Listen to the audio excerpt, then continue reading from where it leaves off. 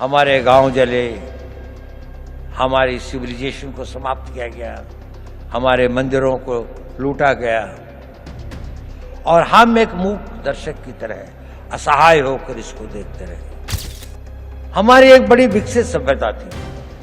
हमने किसी के मंदिर नहीं तोड़े, हमने कहीं जाकर लूटा नहीं, हमने किसी बाहर के लोगों के ऊपर आक्रमण नहीं किया, जबकि सारी दुनिया बहुत पिछड़ी थी। यह इतिहास हमें एक चुनौती देता है। ये उस भारत का आज हर युवक के अंदर वो आग होनी चाहिए। दिल्ली के भारत मंडपम में आयोजित विकसित भारत यंग लीडर्स डायलॉग के उद्घाटन समारोह में देश के एनएसए अजीत डोभाल ने युवाओं को संबोधित किया। डोभाल ने युवाओं से कहा कि आप भाग्यवान हैं कि आजाद भारत में आपका जन्म हुआ। उन्होंने युवाओं को यह एहसास दिलाया कि आज की आजादी के लिए हमारे पूर्वजों ने बड़ी कीमत चुकाई है। पीढ़ियों तक भारतीयों ने अपमान, विनाश और भारी नुकसान सहा, तब जाकर देश स्वतंत्र हुआ। अजीत डोभाल ने यह एहसास दिलाया कि आजाद भारत जितना आजाद आज दिखता है, वो हमेशा ऐसा नहीं था। हमने असहायता के दौर देखे और कई लोगों ने फांसी तक का सामना किया। अजीत डोभाल ने कहा कि हमारे मंदिरों को लूटा गया और हम मूक दर्शक बने देखते रहे। हमारा इतिहास आज के हर युवा के लिए चुनौती रखता है। सुनिए उनका ये पूरा बयान। जीवन के अंदर में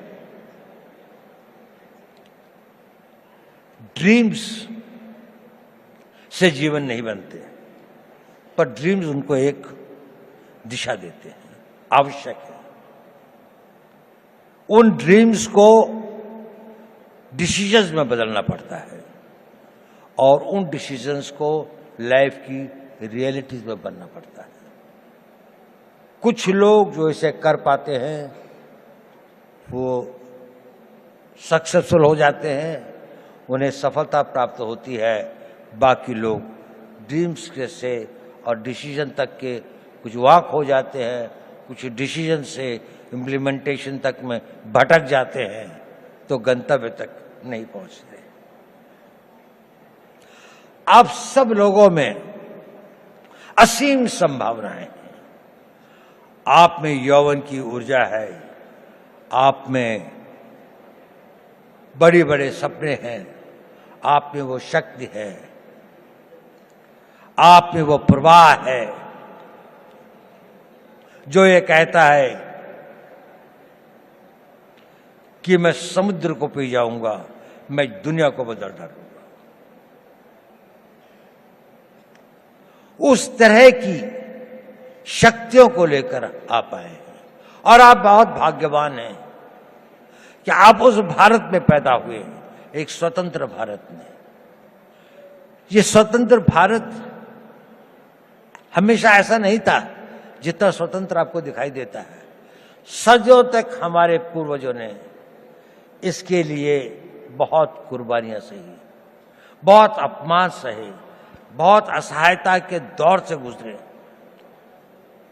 कई लोगों को फांसी चढ़नी पड़ी, भगत सिंह को फांसी के फंदे को स्वीकार करना पड़ा, सुभाष बोस को जीवन भर संघर्ष करना पड़ा, महात्मा गांधी को सत्याग्रह करना पड़ा और अनगिनत लोगों को अपनी जानें देनी पड़ी।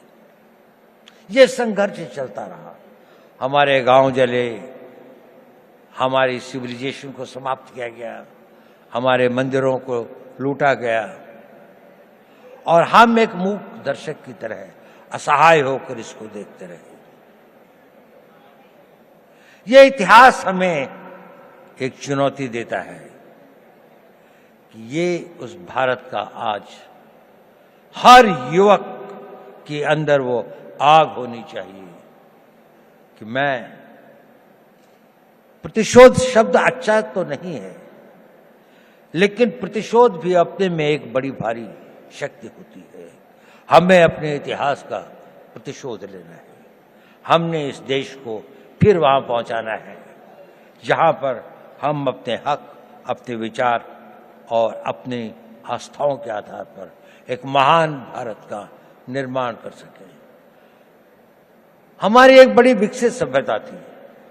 हमने किसी के मंदिर नहीं तोड़े, हमने कहीं जाकर लूटा नहीं, हमने किसी बाहर के लोगों के ऊपर आक्रमण नहीं किया, जबकि सारी दुनिया बहुत पिछड़ी थी।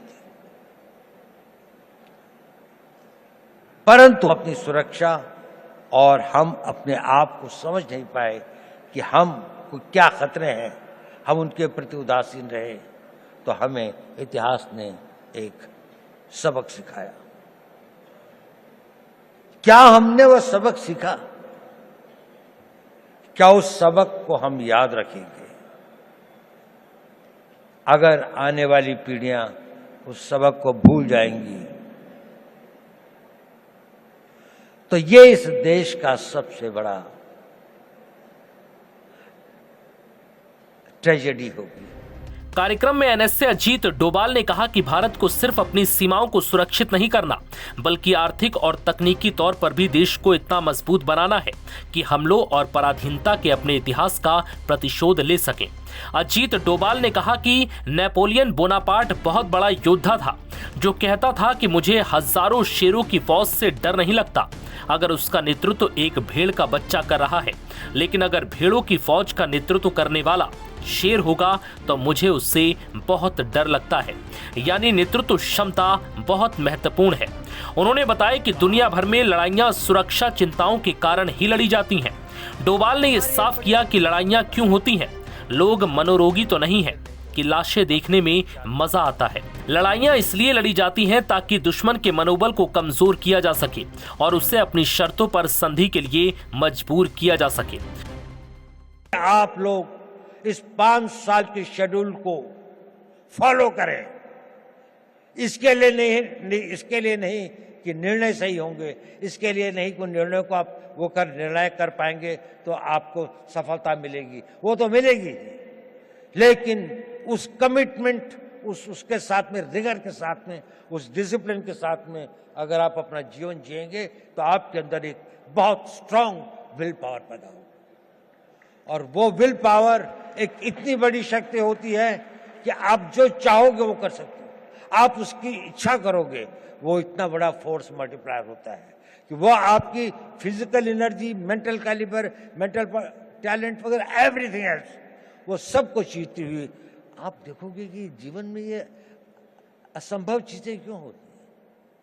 अब तो मेरे अंदर इतनी शक्ति रह भी नहीं गई, अब तो शायद मैं नहीं इसके काबिल हूं, लेकिन वही हो जाता है क्योंकि आपके अंदर वो ये डोरमेंट शक्ति ईश्वर अपने द्वारा बनाए हुए हर इंसान में देती है, लेकिन 99% की बिना जागृत हुए खत्म हो जाती है।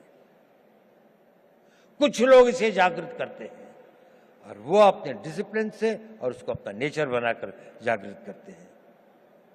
आप अपनी उस इच्छा शक्ति को बढ़ा सके, वही इच्छा शक्ति एक राष्ट्र शक्ति बनती है।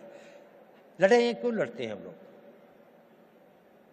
कोई हमसे साइकोपैथ थोड़ी हैं कि दुश्मन की लाशें हों, डेड बॉडीज पड़ी हों, कटे हुए गटे हों तो हमें कोई बहुत संतोष या बहुत सुकून मिलता है।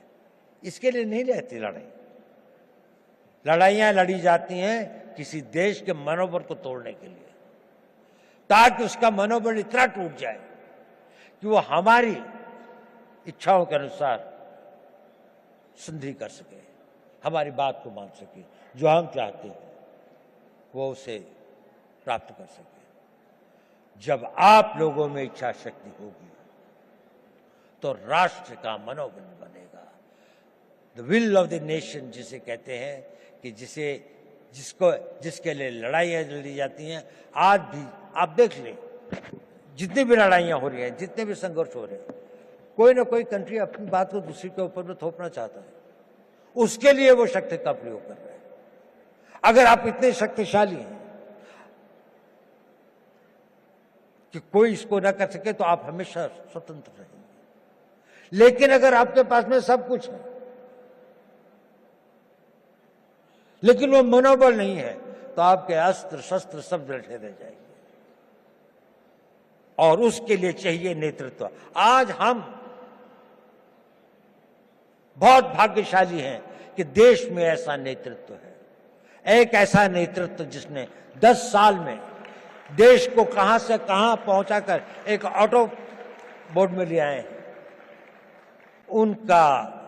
उनकी कमिटमेंट, उनकी मेहनत, उनकी टोटल डेडिकेशन हम सब के लिए एक आदर्श है। दुनिया में इस समय कोई भी लड़ाई इसलिए हो रही है ताकि सुरक्षा के लिए दूसरे देश को अपनी शर्तें मनाने पर मजबूर किया जा सके। बता दें कि यहाँ इस मंच का उद्देश्य देश भर के युवाओं को एक साझा मंच पर लाकर उन्हें राष्ट्र निर्माण, नेतृत्व और विकास से जुड़े मुद्दों पर संवाद का अवसर देना है। इससे पहले विकसित भारत यंग लीडर्स डायलॉग का पहला संस्करण जनवरी 2025 में भारत मंडपम में आयोजित किया गया था। आयोजकों के अनुसार ये पहल युवाओं को नीतिगत सोच, नवाचार और राष्ट्रीय विकास की प्रक्रिया से जोड़ने की दिशा में एक महत्वपूर्ण कदम है। नव भारत टाइम्स की रिपोर्ट।